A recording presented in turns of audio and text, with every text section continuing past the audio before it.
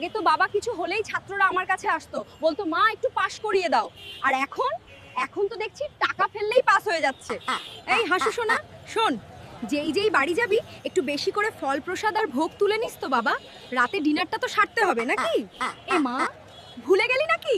রাত ৮টার পর তো এখন আমাদের বাড়ির বাইরে বেরোনো বন্ধ। জানিস, বাবা মহাদেব তো কোনো মতেই মরতে আসতেই দিচ্ছিলেন না, জোর করে হাতে এই পেপার স্প্রে ধরিয়ে পাঠালেন। সেই ভয়ে আর বিনাটা আনার সাহস পেলাম না। একই হাসু, একই দেখছি, স্কুল আছে কিন্তু স্টুডেন্ট নেই, শিক্ষক নেই, সব ফাঁকা। একই দুর্দশা শিক্ষার। কলেজ ক্যাম্পাসে সরস্বতী পুজো চলছে না, চলবে না। জয় বাংলা। এমা, একই কাণ্ড! এই নেতাগুলো আমাকে স্কুল কলেজ থেকে তাড়িয়ে দিচ্ছে।